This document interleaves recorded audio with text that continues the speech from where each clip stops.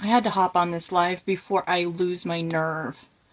I'm sitting here in deep meditation about what the topic of the day is. I have notes in my phone, but I just felt like I needed to sit with spirit and my nervous system for a clear message. I'm really annoyed with what came up. I don't really want to talk about it, so that's why I'm hopping on. I might cry. The other, I guess it was like last night or the night before, I made a thread. I said, raise your hand if your father's the first man that ever ghosted you. I'll go first. And as tongue-in-cheek as that is, there's a lot to unpack around that. I've been doing really intense inner child meditations this entire month. I have moon opposite Saturn. That's father. Then I have moon conjunct Chiron. That's mother. I have wounds in both of these areas. Deep wounds. I've been able to intellectualize and separate myself emotionally from my mother wounds. Because she is so minimal in my life. I have forced a level of contact that is so minimal. Because if I give her anything more, she turns it against me. And there's always something always dies. There's legal consequences. You know, there's collateral damage to a relationship with her. So I've learned how to put that in a box. But when I left Seattle after divorcing my ex-husband, I moved in with my father.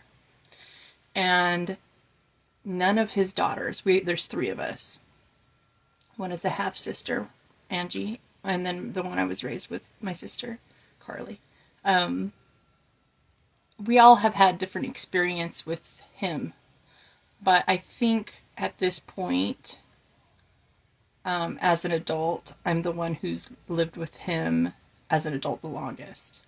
We all had similar experiences where our childhood was cut short with a dual parent household and there was a divorce. So we have things in common experience wise with him as our dad, but everybody has gotten a little piece differently. So I want to, before I start talking, really talking, when it comes to my parents, I really have internalized Tony. I'm sitting on a nail. Hold on. Oh my God. Yeah. I have this 100-year-old stool I'm sitting on, and there's no cushion on it, and there's like this little nail poking up, and I don't know why I thought I was going to be fine. Anyways. Tony Robbins talks about blame. If you're going to blame somebody, blame them for everything. Blame them for all the good. Blame them also for all the bad. But blame them accurately. Blame them with all your heart. Blame them entirely.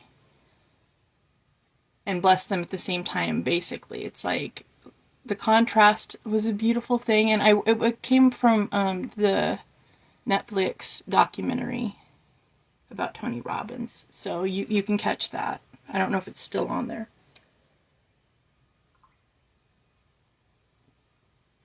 So that really was like arrows to my heart because my dad left on Valentine's Day when I was 8.5. Oh, I almost knocked my whole system over. Okay. And that set the tone for a lot. He made choices at that time for a whole different family. Like the woman that he got with, he's a Cancer, Scorpio moon. Pisces rising, and she's a Scorpio, so they were on somewhat of a vibe at the time. And he was working at a pretty famous psych hospital at the time and wound up getting fired because he had dirty urine. He was in and out of my life as a child before he even left the house because he was in and out of rehab. I went to Alcoholics Anonymous and Al-Anon with my mother. So I would go to meetings and watch people pull their guts out constantly. So I'm really glad for that experience because it's taught me to be an authentic person. But at the same time, my dad was the leavingest man. And when he finally left the house, and, there was a lot of, like, back and forth. The divorce was pretty ugly. The DA got involved. And this is dry. She tried to make him miserable. He tried to make her miserable. And it really wound up making us miserable. And my sister didn't want to go see him for visitation. I tried to a couple times. But I just always felt like I wasn't allowed or desired to be present. People didn't want me to speak up or be myself. Like, for instance, like, I got fed bacon. And, I've never eaten bacon in my life. I was fully vegetarian at that age. I was always vegetarian until I was 25. So when I went on a visitation with my dad and I got a plate full of meat, I was just like, is there something else? Because that's all I knew. And it was like, you can't be the person that, it was really strange adjustments and it didn't really quite work out. It was more traumatizing to try to fit into his world than it was just to try to figure things out without him. And he wasn't really good at trying to get into our world at the time. So he was, in and out of rehab. He wasn't really the guy that he might have wanted to be. I'll put it like that. So eventually the momentum got to be as such that we fell out of contact for around, sometime when I was 9-10 years old, once the divorce was finalized and there's no court proceedings and blah, blah, blah. All that stupid shit got worked out. I wound up just never seeing him. We didn't have phone calls. He said he tried to send gifts every birthday, every Christmas, but I was told that my dad was forgetting my birthday and Christmas. So I never did quite know what the truth was. But I think this is really relevant, all in all, because the new moon, the full moon in Capricorn is going to bring up father issues big time. So that's one reason why I feel like I'm getting pulled to talk about this. We do deal with mother issues, but we don't talk about the Saturnian father issues enough. So at least, maybe we're more common to hearing about it, but this I don't talk about either very much. It's very I'll talk about my mom quicker, but for some reason my issues with my dad are more private because I'm still living in that situation in a way. I'm still dealing with it presently.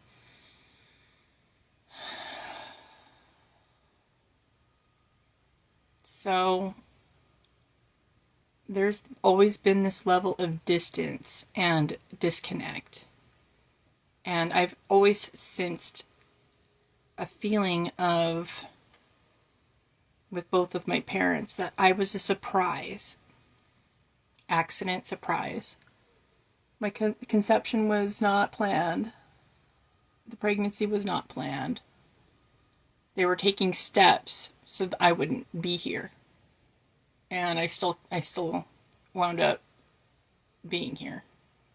And there was always that sense of, I wasn't ready for you. I'm reluctant for this. I'm a little bit contemptuous about you. Like you in particular. So I've internalized that a lot, along with the expectation of people not wanting to really hear what I have to say.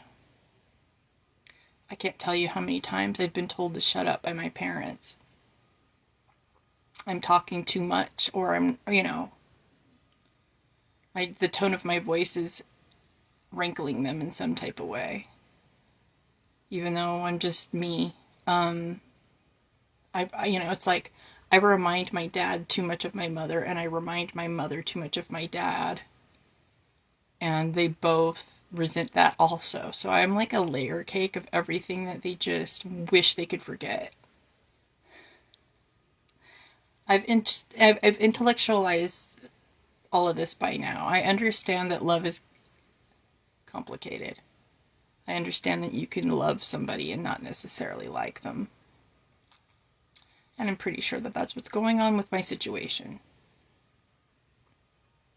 I think they don't understand me at all, even though I try to communicate myself to them. They'll still be like, huh? So it is what it is. But when I think about Capricorn energy, when I think about paternal light being shown, or warmth, or consistency. The consistency in communication is really big for me because of all the ghosting that my dad did.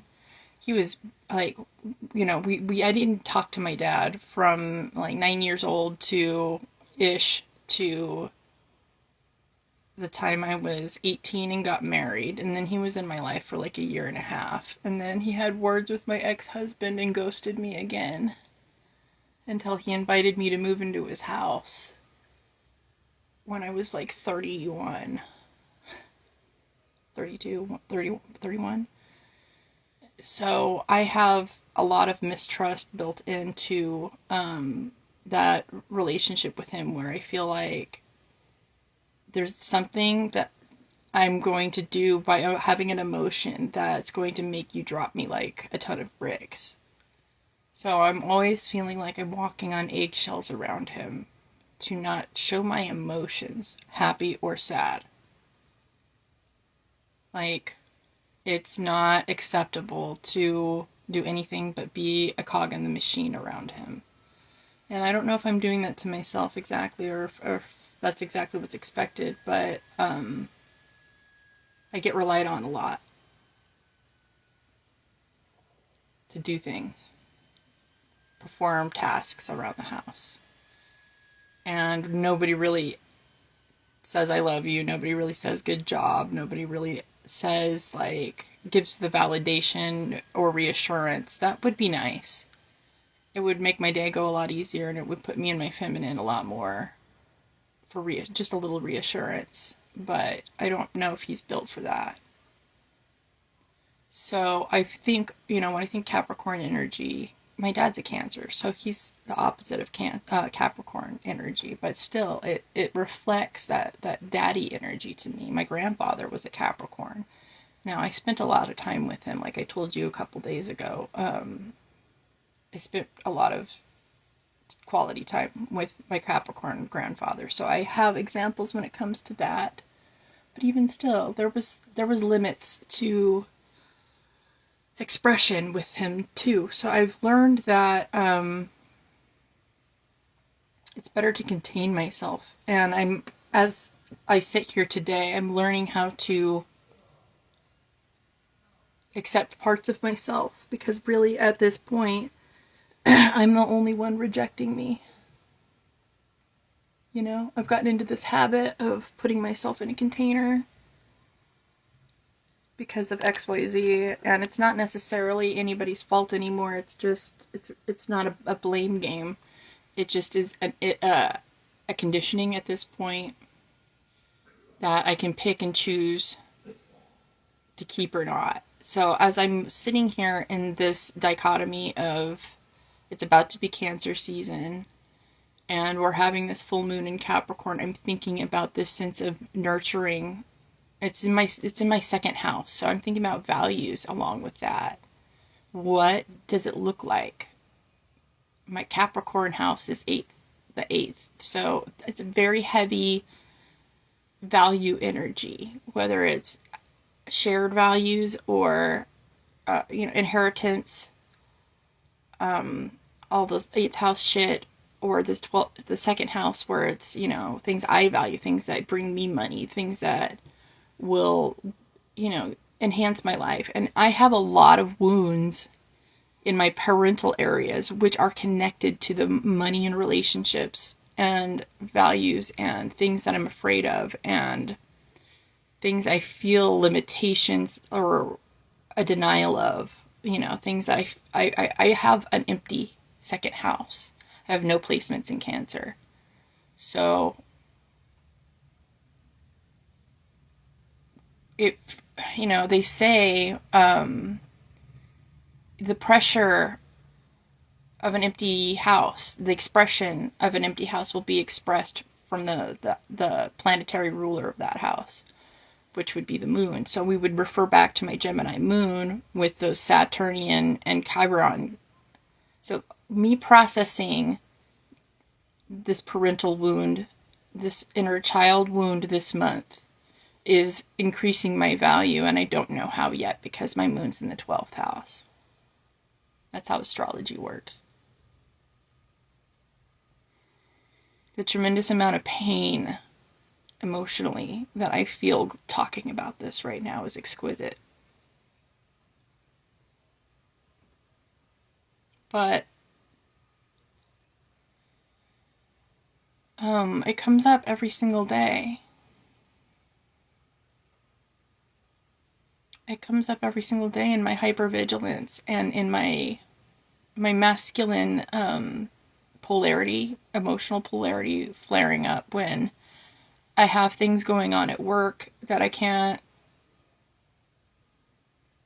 it's like I feel like I can't trust other people to handle, but really I really need to put it in other people's hands and trust it. Or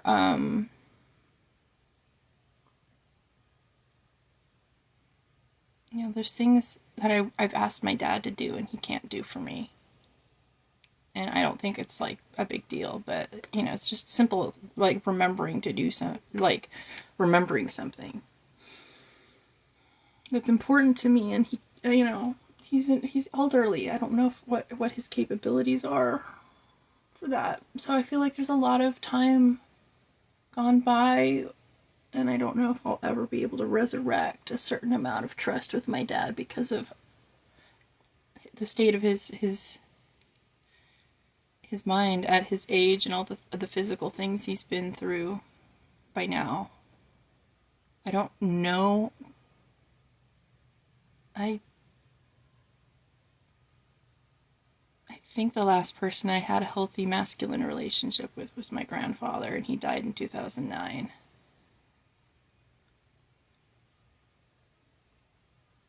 We were very easy to talk back and forth. So it's been a while.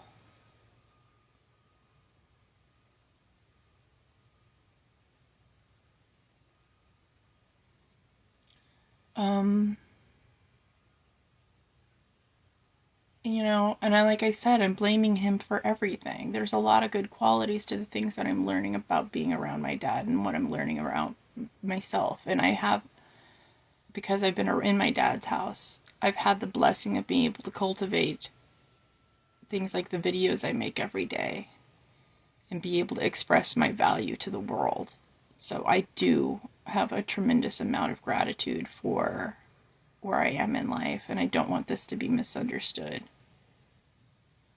when I say that there's a lot of pain going on.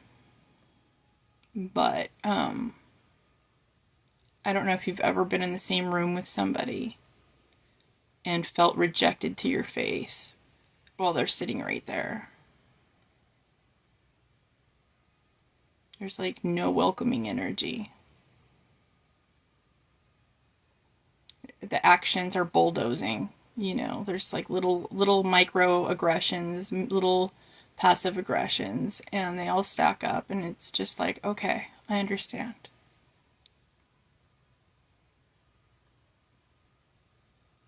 Take a step back. So I look at this a lot and these patterns because I have him in my face right now. This is a gift to be able to process it with him here instead of having him be a mystery like he was most of my life. So I am getting given a gift to be able to work through this in live in front of people. But look, I know a lot of 90s had absentee dads, so I know I'm not the only one. It was for different reasons.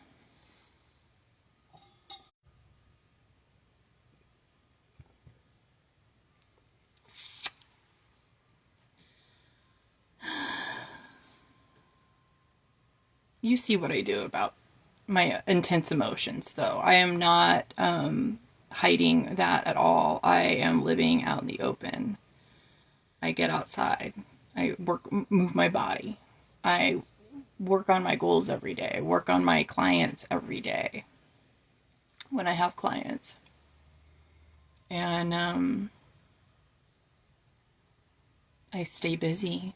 I stay on improvement. But I still have blind spots that I'm working on, and I'm still having grief come up about the past, and I'm working on them as I expand my life, just like every other human. But the difference between me and other readers is that I'm homeschooled. I'm unschooled. I'm not programmed like other people, so I'm processing my thoughts and emotions differently, and that's what you're getting in these videos. That's what you're getting when you work with me personally. And a lot of people don't want to work with me because of these reasons, because they can tell I'm not conditioned. They can tell that they're going to get confronted with a new set of questions than they've ever been asked before in a setting. So,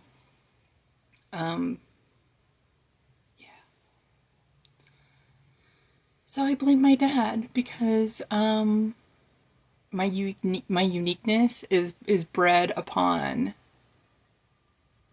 those feelings of early rejection and early ghosting. Like everything that's ever come out of that, I am beautifully strong. But I'm also sitting here trying to be feminine and vulnerable for everybody to see. So I literally fought Spirit for like 20 minutes, 15 minutes about getting on and talking about this because I feel like it's way personal. I feel very exposed right now. I have a hard time telling when people don't want to deal with me and when they're just needing some space. And I don't know if people are coming back because of my interactions with my dad. So I'm very neurotic and very insecure about certain things still. And I'm very well aware that I have a lot to work on.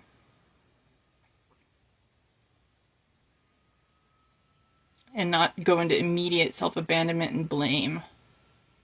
So much to work on. I'm not a little kid anymore, so I need to do this meditation shit and like really sort my emotions out every single day, which I have been doing. It's an intense amount of work. This Gemini season is not playing. But I feel successful at it. I actually had a good night of sleep last night. Been working on balancing my minerals, excuse me. It's getting warmer in California and I'm sweating a lot more. So I've remineralized my water and I started drinking a different kind of water, which is easier to remineralize. So hopefully I won't feel as deprived. But anyways, that's enough of my guts being out in the open for now. I am going to get on with the rest of my day. I love you guys. Please take care of yourselves.